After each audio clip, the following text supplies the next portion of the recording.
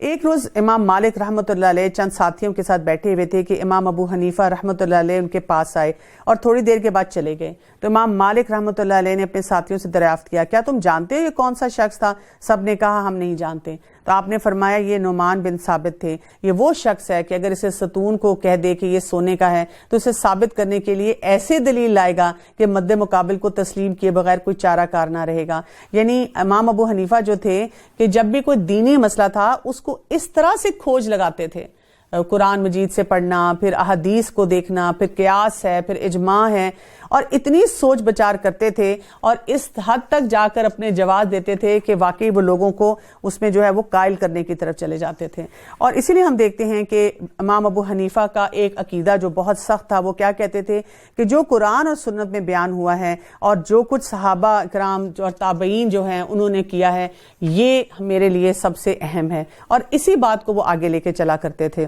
اس کے ساتھ ساتھ ہم دیکھتے ہیں کہ انہوں نے فقہ اور علوم شریعہ جو ہیں ان کے متعلق بھی جو ہے بہت سارے ان کے اقوال بھی ہیں, اور ساتھ ساتھ انہوں نے یہ بھی کہا ہے کہ ہم قرآن اور حدیث کو تھام کے رکھیں. کیوں؟ اس لیے کہ انہوں نے اپنے دور میں جس طرح سے یہ کام کیا اور اس میں جن صحابہ سے بھی انہوں نے جو ان کی ملاقات ہوئی اور جن سے انہوں نے سیکھا تو انہوں نے اسی مشن کو وہ آگے لے کر بڑھے. تو اللہ سبحانہ و تعالیٰ جب کہتے ہیں کہ رضی اللہ عنہ ورضوا عنہ, تو یہاں سے ہمیں یہ سیکھنا چاہیے کہ ہم اگلے دور میں بھی آنے والے جو لوگ ہیں ہمارے لیے وہ رول ماڈلز ہیں, اور اس کے اثرات ہم اپنی زندگیوں میں دیکھیں, یا اپنے زمانے کے جو علماء ہیں ان میں بھی کھوج لگا لگا کے دیکھیں. 28واں پارہ ہے سورہ الحشر. بسم اللہ الرحمن الرحیم. سبح للہ ما فی السماوات وما فی الارض وہو العزیز الحکیم. شروع کرتی ہوں اللہ کے نام سے جو بہت مہربان اور نہایت رحم فرمانے والا ہے. آسمانوں اور زمین کی ہر چیز اللہ تعالیٰ کی پاکی بیان کرتی ہے اور وہ غالب اور باحکمت ہے. ہم دیکھتے ہیں کہ اس کا تھوڑا سا بیک گراؤنڈ ہے کہ احد کے بعد جو ہے بنو نذیر نے جو غداری کی تھی تو اس کی طرف جو ہے ذکر کیا گیا ہے, کیونکہ جب رسول اللہ صلی اللہ علیہ وسلم ہجرت کے بعد مدینہ آئے تھے تو وہاں پر جو اب ان کی اپوزیشن تھی وہ وہاں پر جو یہود تھے اور ان کے جو مختلف قبائل تھے ان کے ساتھ تھی, اور اسی سلسلے میں میثاق مدینہ کے نام سے ایک پورا کانٹریکٹ لکھا گیا تھا. لیکن آہستہ آہستہ جو یہود تھے وہ اس کانٹریکٹ سے اپنے آپ کو خارج کرتے رہے اور وہ جاتے رہے. تو اس بیک گراؤنڈ کے ساتھ ہم اس صورت کو سمجھیں گے. وہی ہے جس نے اہل کتاب میں سے کافروں کو ان کے گھروں سے پہلے حشر کے وقت نکالا. تمہارا گمان بھی نہ تھا کہ وہ نکلیں گے, اور وہ خود بھی سمجھ رہے تھے کہ ان کے سنگین قلعے انہیں اللہ کے عذاب سے بچا لیں گے. بس ان پر اللہ کا عذاب ایسی جگہ سے آ پڑا کہ انہیں گمان بھی نہ تھا, اور ان کے دلوں میں اللہ نے رعب ڈال دیا, اور وہ اپنے گھروں کو اپنے ہی ہاتھوں اجاڑ رہے تھے اور مسلمانوں کے ہاتھوں برباد کروا رہے تھے. بس اے آنکھوں والو عبرت حاصل کرو. فاعتبروا یا اولی الابصار. تو یہاں پہ کیا ہے؟ دیکھنے والوں کے لیے عبرت تھی, یعنی اس دور میں دیکھنے والوں کے لیے. اور آج کے دور میں آپ دیکھیں, اگر آپ سیرت کی کتابوں سے پڑھتے ہیں تو ایسے ہی اس طرح سے چیزیں ڈاکیومنٹ کی گئی ہیں کہ ہماری آنکھوں کے سامنے وہ نقشے کھنچ جاتے ہیں. اور اگر اللہ تعالیٰ ان پر جلا وطنی کو مقدر نہ کر دیتا تو یقیناً دنیا میں ہی عذاب دیتا, اور آخرت میں تو ان کے لیے آگ کا عذاب ہے. یہ اس لیے ہے کہ انہوں نے اللہ تعالیٰ کی اور اس کے رسول کی مخالفت کی, اور جو بھی اللہ کی مخالفت کرے گا تو اللہ تعالیٰ بھی سخت عذاب دینے والا ہے. تم نے کھجوروں کے جو درخت کاٹ ڈالے یا جنہیں تم نے ان کی جڑوں پر باقی رہنے دیا, یہ سب اللہ تعالیٰ کے فرمان سے تھا, اور اس لیے بھی کہ فاسقوں کو اللہ تعالیٰ رسوا کر دے. اب دیکھیں کبھی کبھی ہمیں نا ایکسیپشن ٹو دا رول بھی آتا ہے, کچھ کرنا پڑتا ہے. جیسے یہ کوئی موقع تھا جہاں پر رسول اللہ صلی اللہ علیہ وسلم نے کچھ درختوں کو کاٹنے کے لیے کہا, اور اس پہ بڑا سیویئر پروپیگنڈا ہوا کہ یہ کیسا دین ہے. کبھی یہ کہتے ہیں کہ ہم تو سلامتی لے کر آئے ہیں اور ہم ایسے کام نہیں کریں گے, اور اب کیا گیا. تو ہمیں یہ بات سمجھ آنی چاہیے کہ جب بھی اللہ کے حکم سے کوئی کام ہوتا ہے اور رسول اللہ صلی اللہ علیہ وسلم نے جو بھی معاملات اپنے سمیٹے وہ تمام کام جو تھے وہ اللہ کے حکم کے مطابق تھے, تو اس میں جو ایکسیپشنز ہوتی ہیں نا ان کو بھی ایکسیپٹ کرنا بہت زیادہ ضروری ہوتا ہے. کہ آپ دیکھیں دنیا میں اس وقت بھی ہم رہتے ہیں نا, ہر فارمولا, ہر سسٹم, ہر چیز میں ہم کہتے ہیں ایکسیپشن ٹو دا رول یہ ہے کہ یہاں پہ یہ ہو سکتا ہے. مثلا آپ دیکھیں کہ ٹریفک میں ہم جاتے ہیں تو اس میں آپ ریڈ لائٹ کو کراس نہیں کر سکتے, لیکن وہاں پہ ایکسیپشن کیا ہے؟ ایمبولینس گزر سکتی ہے. ایمبولینس جو ہے سب کو چیرتی پھاڑتی گزر کے جائے گی اور اس کو کوئی نہیں روکے گا, اور اس کے اوپر کوئی بھی کسی قسم کا جرمانہ نہیں ہوگا. یہاں تک کہ اگر فرض کریں ایمبولینس نہیں ملی اور کسی گاڑی میں کوئی ایسی ایمرجنسی کے ساتھ کوئی لائف اینڈ ڈیتھ سچویشن کے ساتھ جا رہا ہے, اور اگر اس نے پولیس کو بتا دیا تو وہ بھی اس کو راستہ دے دیتا ہے کہ وہاں سے گزر جائے. تو ہر سچویشن میں آپ دیکھتے ہیں کہ کوئی نہ کوئی ایسی بات آ جاتی ہے جہاں پر آپ کو اس رول کے اگینسٹ جا کر کوئی کام کرنا پڑتا ہے, اور یہ ڈیفائنڈ چیزیں بھی ہوتی ہیں. تو ہمیں اپنے دین کے معاملے میں بھی ان تمام باتوں کو سمجھنا چاہیے. اور ان کا جو مال اللہ تعالیٰ نے اپنے رسول کے ہاتھ لگایا ہے، جس پر نہ تو تم نے گھوڑے دوڑائے ہیں اور نہ ہی اونٹ، بلکہ اللہ تعالیٰ نے اپنے رسول کو جس پر چاہے غالب کر دیتا ہے، اور اللہ تعالیٰ ہر چیز پر قادر ہے۔ بستیوں والوں کا جو مال اللہ تعالیٰ تمہارے لڑے بھڑے بغیر اپنے رسول کے ہاتھ لگائے وہ اللہ کا ہے، اور رسول کا اور قرابت داروں کا اور یتیموں اور مسکینوں کا اور مسافروں کا ہے، تاکہ تمہارے دولت مندوں کے ہاتھ میں سے یہ مال گردش کرتا نہ رہ جائے، اور تمہیں جو کچھ رسول دے لے لو، اور جس سے روکے رک جاؤ۔ اللہ تعالیٰ سے ڈرتے رہا کرو، یقیناً اللہ تعالیٰ سخت عذاب دینے والا ہے۔ اب یہاں پہ مال فے کا ذکر ہے۔ فے کا مال ان مہاجر مسکینوں کے لیے ہے جو اپنے گھروں اور اپنے مالوں سے نکال دیے گئے ہیں، وہ اللہ کے فضل اور اس کی رضامندی کے طلبگار ہیں، اور اللہ تعالیٰ کے اور اس کے رسول کی مدد کرتے ہیں، یہی راست باز لوگ ہیں۔ اور ان کے لیے جنہوں نے اس گھر میں یعنی مدینہ اور ایمان میں ان سے پہلے جگہ بنا لی اور اپنی طرف ہجرت کر کے آنے والوں سے محبت کرتے ہیں، اور مہاجرین کو جو کچھ دے دیا جائے اس سے وہ اپنے دلوں میں کوئی تنگی نہیں رکھتے، بلکہ خود اپنے اوپر انہیں ترجیح دیتے ہیں، گو خود کتنے ہی سخت حاجت ہو کہ جو بھی اپنے نفس سے بچایا گیا وہی کامیاب اور بامراد ہو گیا۔ تو یہاں پر ہمیں ایک امپورٹنٹ فارمولا دیا جا رہا ہے، کیا ہے؟ وَمَن يُوقَ شُحَّ النَّفْسِ فَأُولَٰئِكَ هُمُ الْمُفْلِحُونَ۔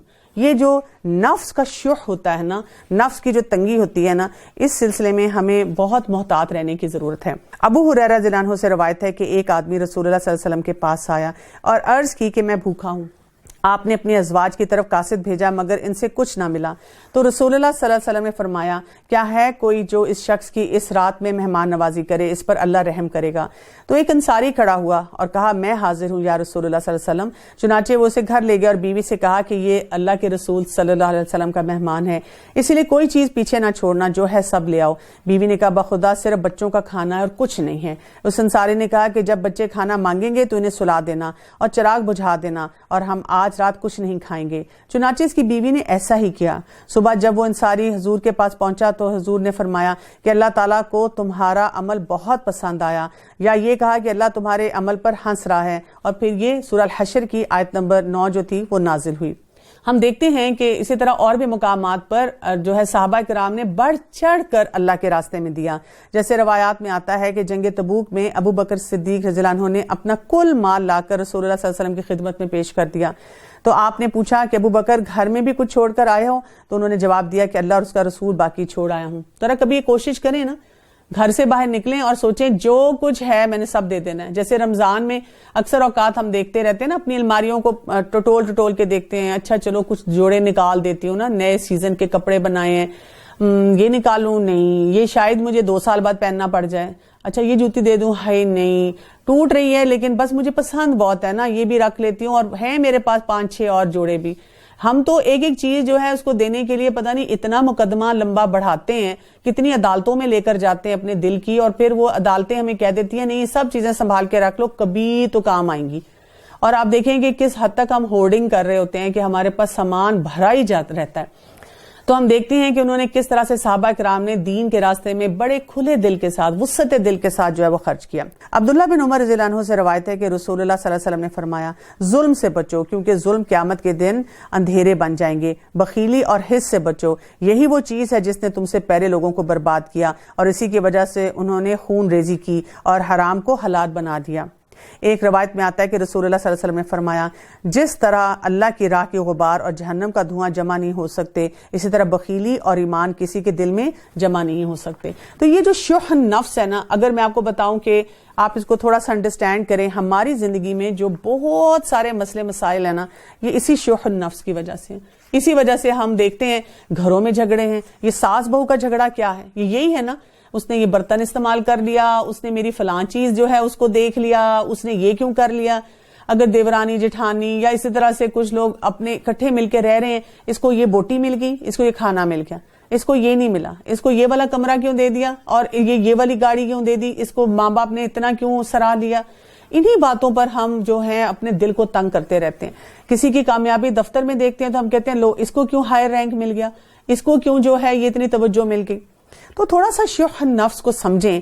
بیسیکلی اگر ہم شح نفس کو دیکھیں تو اس میں جو آتا ہے کہ بخل اور حرص اور طمع جو ہے، یہ جب مل جاتا ہے نا تو یہ شح بنتا ہے۔ یعنی شح میں کیا آ جاتا ہے کہ لالچ بھی بہت زیادہ ہے اور بخل بھی بہت زیادہ ہے. تو پہلے ذرا بخل کو دیکھ لیں کہ کیا ہوگا کہ دل میں بڑی سخت تنگی محسوس ہوگی جب آپ کو کہیں پہ کچھ دینا پڑتا ہے, اور دل جو ہے ایک عجیب قسم کی بے چینی اور کرب میں مبتلا ہونا شروع ہو جاتا ہے, اور اس کے ساتھ آپ کو ہر وقت ڈر لگا رہتا ہے کہ میرے پاس کم ہونا شروع ہو جائے گا, پھر میں کیا کروں گا. جیسے میں نے آپ کو بتایا نا, اپنی کلوزٹ کھولی اور ایک جوڑا آپ نے نکالا اور سوچا کہ سال ہو گیا میں نے اس کو نہیں پہنا, یہ تو آؤٹ آف فیشن بھی ہو چکا ہے, ٹھیک ہے بڑی اچھی کوالٹی کا ہے, بڑا ایکسپینسو میں نے بنایا تھا, بڑے دل سے بنایا تھا, ہارڈلی وورن, پہنا ہی بہت کم ہے, دے دوں کسی کو, کتنے ضرورت مند ہیں, کسی کی بچی کی شادی ہو رہی ہے, یا ویسے کچھ لوگوں کو چاہیے, سفید پوش لوگ ہوتے ہیں بیچارے, دفتروں میں خواتین کام کرتی ہیں, کئی دفعہ ان کی ضرورت ہوتی ہے. اور آپ دیکھیں کووڈ کی وجہ سے کتنے لوگوں کے فائنینشیل کرائسس اتنے ہیں کہ ہم آسانی سے ان کے لیے اپنے گھروں سے چیزیں نکال کے ان کی مدد کر سکتے ہیں. لیکن ساتھ ہی کیا یہ دل کی تنگی آ گئی, ہائی کوئی ایونٹ ایسا نہ آ جائے کہ مجھے یہی پہننا پڑ جائے, یہی مجھے چاہیے ہوگا, پھر میں کیا کروں گی. تو یہ جو بخل اور کنجوسی ہوتی ہے, اس کی بہت بڑی وجہ جو ہوتی ہے وہ حب المال ہوتی ہے, کہ آپ کے دل میں مال کی اتنی زیادہ محبت آ جاتی ہے کہ اب آپ کا کسی کو دینے کو یا کچھ آگے کرنے کو دل نہیں چاہتا. اب یہی چیز جب شدت اختیار کرتی ہے, اور اس میں صرف یہی نہیں ہے کہ آپ نے اپنے پاس کھینچ کے اور چھپا کے رکھنا ہے, اس کے ساتھ ساتھ حرص اور طمع بھی جو ہے وہ بڑھنا شروع ہو جاتا ہے. تو جب یہ شح جو ہے انسان کے اوپر آتا ہے تو یہ ہر اس جذبے کے بارے میں ہو جاتا ہے جو نفس کو نہ صرف مال خرچ کرنے بلکہ ہر قسم کی خیرات اور حسنات اور بھلائیوں میں کشادگی اختیار کرنے سے روکنا شروع کر دیتا ہے, کہ جہاں پر بھی کوئی اچھا معاملہ ہوتا ہے تو آپ کہتے ہیں نہیں, یہ نہیں مجھے کام کرنا. رسول اللہ صلی اللہ علیہ وسلم نے ارشاد فرمایا, طمع اور لالچ سے بچو, کیونکہ تم سے پہلے جو لوگ ہلاک ہوئے اس کی وجہ سے ہوئے کہ طمع اور لالچ انہیں قطع رحمی کا حکم دیتا تھا تو وہ اسے قطع کر دیتے تھے, وہ انہیں بخل کا حکم دیتا تھا تو بخل کرتے تھے, انہیں گناہوں کا حکم دیتا تھا تو وہ گناہ کرتے تھے. تو یہ ایک بڑی سخت چیز ہے جس کے بارے میں یہاں پہ ہمیں اشارہ کیا گیا ہے. اب ہم ایک چیز اور بھی یاد رکھیے کہ جو طمع اور لالچ ہے نا, یہ انسان کی فطرت میں ہے, یعنی ہم بائی نیچر ایسے ہیں. دیکھیں چھوٹا بچہ ہوتا ہے, اس کے پاس ٹوائز ہوتے ہیں, اگر اس کا کوئی کزن یا فرینڈ آ جائے وہ اس کی چیزیں تو لینا چاہتا ہے اس کے گھر جا کے, لیکن اپنی چیزیں نہیں دینا چاہتا, اپنی چیز لے کے کھڑا ہو جاتا ہے اور کہتا ہے میں نے نہیں دینا. لیکن آپ دیکھیں کہ یہی چیز تو انسان جو ہے وہ سیکھتا ہے, اپنے آپ کو ٹیم کرتا ہے کہ ٹھیک ہے مجھے بہت محبت ہے لیکن میں نے کس وجہ سے دینا ہے, وہ مقصد جو ہے اس کو سامنے رکھتا ہے. اور اسی طرح سے ہم دیکھتے ہیں کہ ہماری جو پوری سوسائٹی ہے نا, ہر معاملے میں آپ کو نظر آئے گا کہ اصل بات کیا ہے. اصل بات یہ نہیں ہے کہ فلاں نے یہ نہیں کیا, میں کتنی عرصے زیادتیاں برداشت کروں, اچھا میں ہی ہر دفعہ لوگوں کے آگے جھکوں, یہ باتیں نہیں ہیں. اصل بات یہ ہے کہ ہمارا شح النفس ہے. پہلے خاندان جو ہم سے تھے وہ کیا تھے, وہ اتنی بڑی بڑی برادریوں کے ساتھ رہتے تھے, بڑے بڑے خاندان ہوتے تھے, اور کئی دفعہ ان کے پاس ریسورسز بھی بہت کم ہوتے تھے جو آج کے دور میں نہیں ہیں. ہر کام ہاتھ سے مینولی کرنا ہوتا تھا. لیکن ہم دیکھتے ہیں کہ لوگ ایک دوسرے کو بڑی وسعت قلب کے ساتھ ایڈجسٹ کیا کرتے تھے. تو ہمیں ایک یہ ٹارگٹ بھی اپنے لیے رکھنا ہے کہ میرے دل میں کسی کے لیے بھی کوئی تنگی نہ آئے. یہ نہیں ہے کہ میکے کو میں نے برداشت کر لیا لیکن سسرال میں سے کوئی آ کر بیٹھے تو پھر اس کے لیے مجھے کوئی کام کرنا تو پڑے. اب دیکھیں میری دل میں کتنی تنگی آتی ہے. یا کوئی فلاں شخص ہے, اس کو میں نے کبھی کسی مدد کے لیے پکارا, وہ کسی وجہ کی وجہ سے, کوئی اپنی اس کی ذاتی وجوہات تھیں, وہ کام نہیں کر سکا میرے لیے, لیکن اب مجھے جب اس نے کسی کام کے لیے کہا, اب میں کر بھی رہی ہوں اور دل میں میری اتنی تنگی بھی ہے, میرا دل ہی نہیں چاہ رہا. تو اس کو کہتے ہیں ابنڈنٹ مینٹیلٹی, اپنے آپ کے لیے سوچنا کہ اللہ کے خزانوں میں کمی نہیں ہے. اگر میں نے دے دیا نا, میں نے چھوڑ دیا تو مجھے کوئی مسئلہ نہیں ہوگا, انشاءاللہ اس سے گروتھ ہی ہوگی, اس سے آگے ہی بڑھنا ہوگا.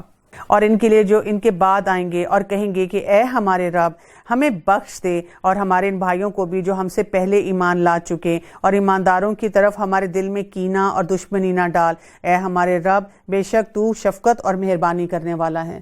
تو جب ایسا موقع ہوتا ہے تو ہم کون سی دعا پڑھتے ہیں, ربنا اغفر لنا ولاخواننا الذین سبقونا بالایمان ولا تجعل فی قلوبنا غلا للذین آمنوا ربنا انک رؤوف الرحیم. تو ہمارے دل میں یہ جو سوچ بھی آ جاتی ہے نا, تھوڑا سا پوائنٹ بھی آ جاتا ہے کسی کو دیکھ کے کہ اچھا اس نے یہ نہیں کیا تھا اور اب میرے سے یہ ایکسپیکٹ کر رہا ہے, یا میں اس کے لیے کروں, اللہ کی شان ہے.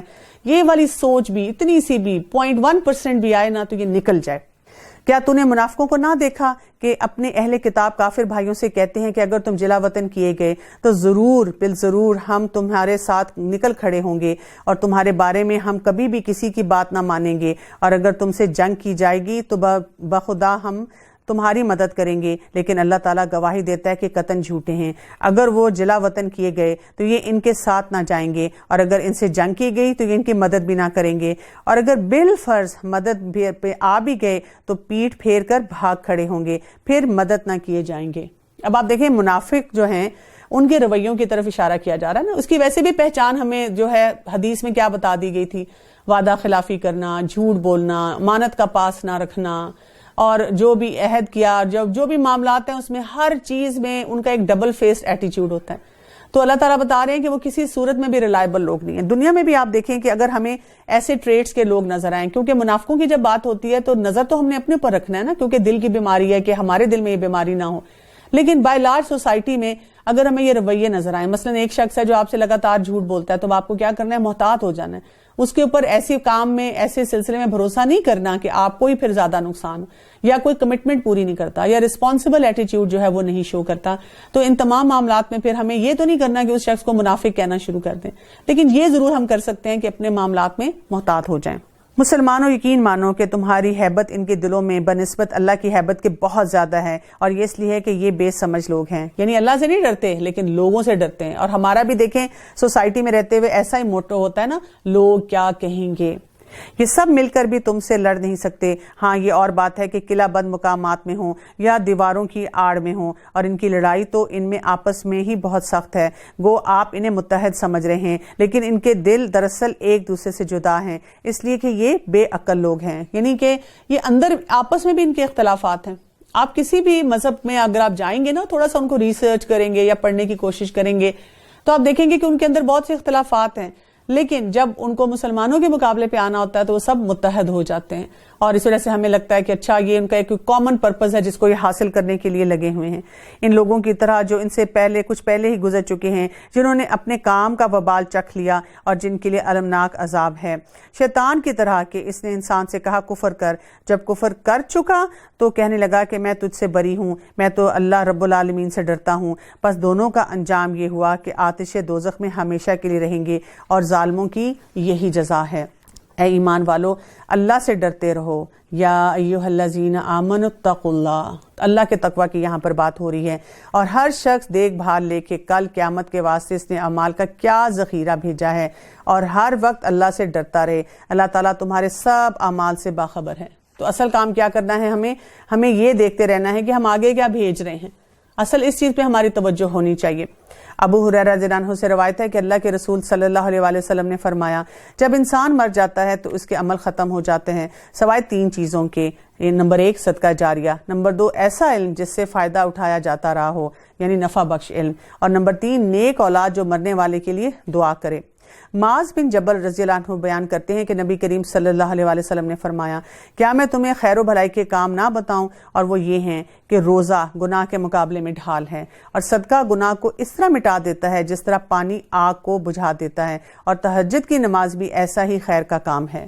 تو بات کیا ہے، جو کرنے والے کام ہے نا اس پہ توجہ دینی چاہیے۔ اور آپ دیکھیں گے کہ ہم سب کے مزاج میں یہ ہوتا ہے، جب ہمارے پاس بہت ساری کمٹمنٹس ہونا تو تب ہم فضولیات میں خود ہی نہیں پڑتے، ٹائم ویسٹر ہماری زندگی سے خود ہی نکل جاتے ہیں۔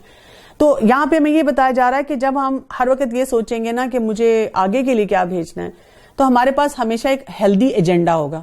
یعنی کہ صبح جب آپ اٹھیں گے تو ہم یہ نہیں سوچیں گے ساس بہو نے جھگڑا کیسے کرنا ہے، دفتر میں نے جونیئر یا سینئر کے ساتھ جو ہے کس طرح لڑائی جھگڑے، یا وہی بات ہے لیگ پولنگ کرنی ہے، فلاں کو میں نے آج کون سی باتیں سنانی ہے، یہ نہیں ہوگا۔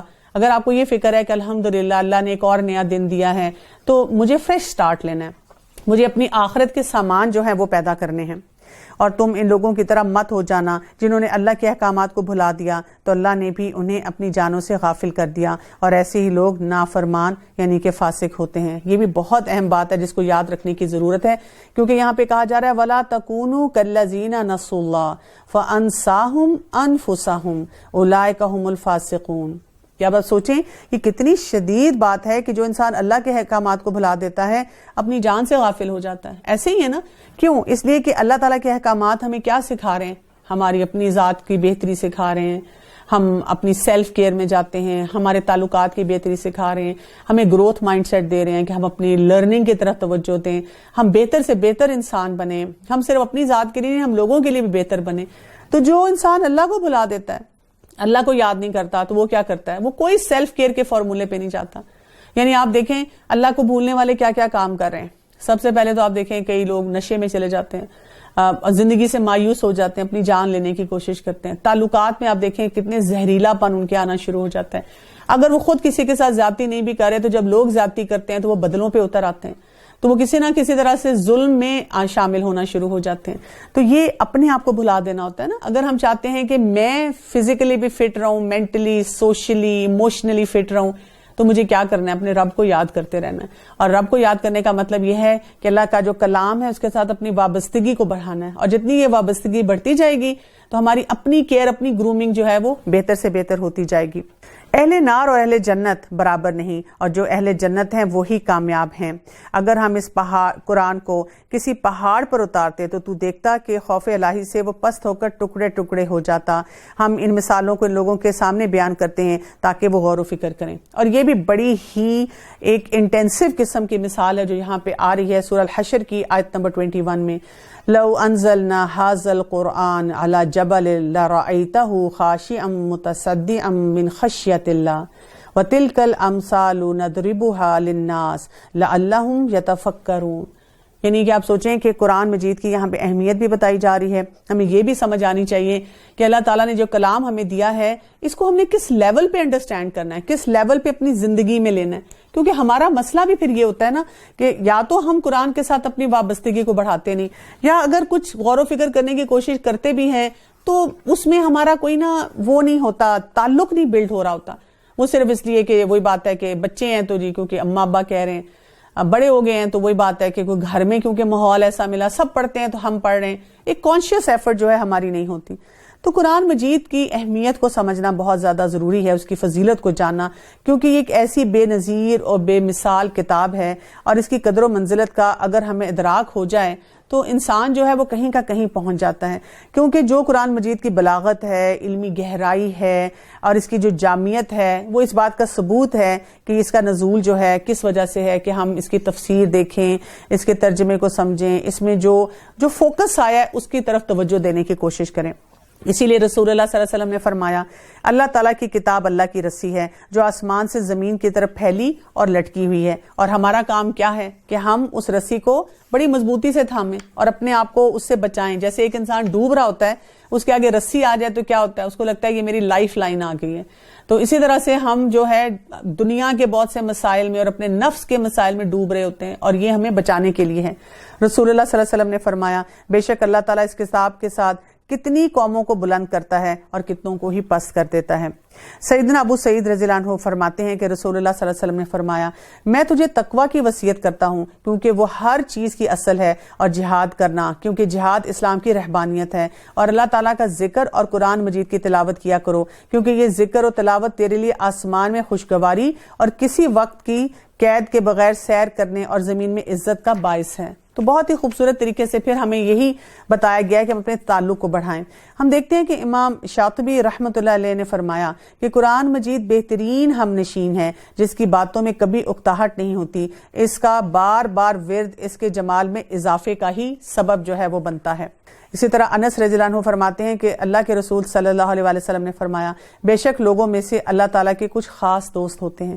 جب پوچھا گیا کہ وہ کون ہیں تو فرمایا اہل القرآن. وہ کون سے ہیں؟ اہل اللہ و خاصہ.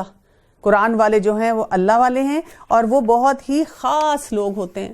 تو اب آپ سوچیں کہ جیسے کسی کو کہیں پروٹوکول ملتا ہے نا، اور اس پروٹوکول کی وجہ سے بڑا اپنے آپ کو امپورٹنٹ محسوس کرتا ہے، تو اگر ہم قرآن سے اپنی اس وابستگی کے ساتھ اپنے آپ کو ہر وقت بتائیں کہ دس از اے پروٹوکول فار می، یہ اللہ تعالیٰ کی طرف سے میرے لیے ایک ایسا تعلق آ رہا ہے جس کو میں اگر سمجھنا شروع کروں تو مجھے ہی فائدہ ہوگا. تو بات یہ ہے کہ یہ ہمارے لیے ایک بہت بڑا ایک کریڈٹ کی بات ہے کہ اللہ تعالیٰ کی طرف سے بڑی ایک اسپیشل آنر ہمیں دیا گیا ہے کہ قرآن ہمارے پاس ہے. لیکن اگر ہم اس مثال سے سمجھنا چاہیں، کو غور و فکر کرنا چاہیں، پھر ہم دیکھتے ہیں کہ اگلی جو 2 آیات ہیں ان میں اللہ سبحانہ وتعالیٰ کے بڑے خوبصورت نام آئے ہیں، اور وہ ایسے آئے ہیں کہ ایسے لگتا ہے کہ یہ نام جو ہے یہ ہمیں لے کے جا رہا ہے آٹومیٹیکلی دوسری اللہ تعالیٰ کی صفت کی طرف، پھر ایک تیسری صفت کی طرف. تو ان کو ہم ذرا پڑھتے ہیں. هو اللہ الذی لا الہ الا ہو عالم الغیب والشہادہ هو الرحمن الرحیم، وہی اللہ ہے جس کے سوا کوئی معبود نہیں، چھپے کھلے کا جاننے والا، مہربان اور رحم کرنے والا۔ یعنی جب ہم کہتے ہیں کہ اللہ کون ہے، کس کے علاوہ کوئی الہ نہیں جس کی ہم نے عبادت کرنی ہے، وہ سب چیزوں کو جاننے والا ہے، اور جاننے کے باوجود کیا ہے، رحمان اور رحیم ہے۔ لگاتار ہم پڑھ رہے ہیں، یعنی آپ سوچیں آپ کو کوئی چیز پتا چل جائے، آپ کے بارے میں کوئی بات کر رہا ہے، آپ کی بات نہیں مان رہا ہے، کوئی زیادتی کر رہا ہے، تو آپ کیا کریں گے؟ آپ کا تو غصے سے برا حال ہو جائے گا، آپ کسی نہ کسی پوائنٹ پہ کہہ دیں گے میری تو برداشت کی حد ہوگی، اب نہیں میں کچھ آگے سے رک سکتی، مجھے نہ روکنا اب۔ لیکن اللہ تعالیٰ سب کچھ جانتا ہے، پھر بھی رحمان اور رحیم ہے۔ اور پھر اس کے بعد کہا گیا هو اللہ الذی لا الہ الا ہو الملک القدوس السلام المؤمن المہیمن العزیز الجبار المتکبر سبحان اللہ عما یشرکون۔ اس کے بعد آ رہا ہے کہ وہی اللہ ہے جس کے سوا کوئی معبود نہیں، اور وہ کیا ہے، المالک ہے، بادشاہ ہے، سب کچھ اس کی ڈومین ہے، سب کچھ اس کے پاس ہے۔ کوئی سپر پاور یہ کلیم نہیں کر سکتی کہ اس کے پاس سب کچھ ہے۔ اور کیوں؟ اس لیے کہ وہ القدوس ہے، وہ ہر قسم کی برائی سے، کمزوری سے پاک ہے، اور پاک ہونے کے ساتھ کیا کرتا ہے، السلام، وہ سلامتی دینے والا ہے، وہ پیسفل ہے۔ اور پھر المؤمن اور المہیمن، یعنی وہ تمام عیبوں سے پاک ہے، وہ امن دینے والا ہے، اور وہ نگہبان ہے، وہ ہم سب کی حفاظت پہ لگا ہوا ہے۔ اور ساتھ ہی کیا ہے، العزیز ہے، تمام غلبہ اور عزت اس کے پاس ہے۔ اور پھر الجبار بھی ہے، اس کو پتا ہے کہ کس چیز کو کہاں تک لے کر جانا ہے اور کہاں پر اس کو روک دینا ہے، اور یہ زور آور جو ہے یہ اللہ تعالیٰ کی صفت میں سے ہے۔ اور المتکبر، تو بڑائی جو ہے وہ صرف اسی کو سوٹ کرتی ہے، ہم میں سے کوئی شخص اس کے مقابلے پہ نہیں کھڑا ہو کے کہہ سکتا کہ جو مجھے آتا ہے یا میں جانتا ہوں سب کچھ، یہی عقل کل جو میری بتا رہی ہے وہی سب کچھ ہے۔ اور اسی لیے کہا گیا کہ اللہ تعالیٰ پاک ہے ان سب چیزوں سے جنہیں وہ اس کا شریک بناتے ہیں۔ اور پھر اس کے بعد کہا گیا هو اللہ الخالق الباری المصور له الاسماء الحسنى یسبح له ما فی السماوات والارض وهو العزیز الحکیم۔ یہاں پہ کیا آ رہا ہے، اللہ تعالیٰ کی اور 3 صفات جب آئی ہیں۔ الخالق، اللہ تعالیٰ پیدا کرنے والا ہے، اور خالق کیا ہے، اس نے پیدا کیا، اور یہ نہیں ہے کہ اس کے سامنے کوئی سیمپل تھا، بس اس نے اپنا، اللہ کے پاس ایسی قدرت ہے کہ اس نے اسے پیدا کیا۔ پھر الباری، کوئی را مٹیریل بھی نہیں تھا کہ اس کے پاس کہ اس نے اس سے بنانا ہے۔ اور پھر المصور، اس نے کیا کیا شکلیں بنائی ہیں۔ یعنی اگر ہم ان چیزوں پہ غور کرنا شروع کریں، آپ اپنے ہاتھوں کو دیکھ لیں، اگر ہماری صرف 2 انگلیاں ہوتی یا 10 ہوتی ایک ہاتھ میں، تو ہم کیسے چلتے؟ یعنی آپ جس ایریا کو اپنے دیکھتے ہیں تو، اور اگر ان کا سائز ایک ہوتا، ایک ہی ڈائریکشن میں ہوتی، تو پھر آپ دیکھیں ہر چیز میں ہمیں پتا چلتا ہے کہ اللہ تعالیٰ نے جس طرح سے ان چیزوں کو بنایا ہے، جس طرح سے کریٹ کیا ہے، اس کی کوئی مثل ہی نہیں ہے۔ اور اسی لیے آتا ہے کہ وہی اللہ ہے پیدا کرنے والا، وجود بخشنے والا، صورت بنانے والا، اور اسی کے لیے نہایت اچھے نام ہیں۔ ہر چیز، خواہ وہ آسمانوں میں ہے یا خواہ وہ زمین میں ہے، اس کی پاکی بیان کر رہی ہے، اور وہ کیا ہے، غلبے والا ہے، اور وہ حکمت والا ہے۔ تو اللہ تعالیٰ کے ناموں پہ غور و فکر کرنا اور ان کے بات سے سمجھنا کہ ہمیں اپنی زندگی کیسے گزارنی ہے، ہم ان ناموں سے کیا سیکھتے ہیں، یہ بھی بہت زیادہ ضروری ہے۔ 28واں پارہ ہے اور سورہ الممتحنہ۔ بسم اللہ الرحمن الرحیم۔ یا ایھا الذین آمنوا لا تتخذوا عدوی وعدوکم اولیاء تلقون الیہم بالمودہ۔ شروع کرتی ہوں اللہ کے نام سے جو بہت مہربان اور نہایت رحم فرمانے والا ہے۔ اے لوگوں جو ایمان لائے ہو، میرے اور خود اپنے دشمنوں کو اپنا دوست نہ بناؤ، تم تو دوستی سے ان کی طرف پیغام بھیجتے ہو، اور وہ اس حق کے ساتھ وہ جو تمہارے پاس آ چکا ہے کفر کرتے ہیں، پیغمبر کو اور خود تمہیں بھی محض اس وجہ سے جلا وطن کرتے ہیں کہ تم اپنے رب پر ایمان رکھتے ہو، اور اگر تم میری راہ میں جہاد کے لیے اور میری رضامندی کے طلب میں نکلتے ہو تو ان سے دوستیاں نہ کرو، تم ان کے پاس محبت کا پیغام پوشیدہ بھیجتے ہو، اور مجھے معلوم ہے کہ جو تم نے چھپایا اور جو بھی تم نے ظاہر کیا، تم میں سے جو بھی اس کام کو کرے گا وہ یقیناً راہ راست سے بہک جائے گا، اور اگر وہ تم پر کہیں قابو پا لیں تو وہ تمہیں کھلے دشمن ہو جائیں اور برائی کے ساتھ تم پر دست درازی اور زبان درازی کرنے لگیں، اور دل سے چاہنے لگیں کہ تم بھی کفر کرنے لگ جاؤ۔ تمہاری قرابتیں اور رشتہ داریاں اور اولاد تمہیں قیامت کے دن کام نہ آئے گی، اللہ تعالیٰ تمہارے درمیان فیصلہ کر دے گا، اور جو کچھ تم کر رہے ہو اسے اللہ خوب دیکھنے والا ہے۔ اب ہم دیکھتے ہیں کہ اس کا بھی تھوڑا سا بیک گراؤنڈ ہے جب رسول اللہ صلی اللہ علیہ وسلم نے پلاننگ شروع کی کہ اب انہوں نے مکہ کی طرف جانا ہے، فتح مکہ سے پہلے کی جو ساری پلاننگ ہو رہی تھی اور وہ چھپ کے ہو رہی تھی تاکہ خفیہ طریقے سے کیا جائے، اور مقصد یہی تھا کہ اس میں منیمم بلڈ شیڈ کے ساتھ اور بہت زیادہ مشکلات پیدا کیے بغیر ان کے پاس جایا جائے اور ان کو نظم و ضبط کے ساتھ جو ہے مکہ کے لوگوں کو قابو کیا جائے۔ یہاں پر ایک صحابی تھے جو کہ ابھی نئے نئے مسلمان ہوئے تھے، یعنی کہ ابھی ایمان ان کا اس طرح سے بہت پختہ نہیں تھا، اور ان کے بہت سے رشتہ دار جو تھے وہ مکہ میں مقیم تھے، تو ان کے دل میں یہ خیال آیا کہ کہیں کسی وجہ سے جب ہم وہاں پہ جائیں گے تو میرے رشتہ داروں کو مکہ کے جو مشرکین ہیں کوئی نقصان نہ پہنچائیں، تو انہوں نے ان کو وارن کرنے کے لیے جو ہے کہ بھئی اس طرح سے ایک پلاننگ ہو رہی ہے، اور اپنے گھر والوں کے لیے قسم کا آپ سمجھیں اسائلم یا کسٹڈی یا کوئی بھی بہتری چاہنے کے لیے چاہا کہ یہ بات جو ہے یہ ان لوگوں تک پہنچا دی جائے۔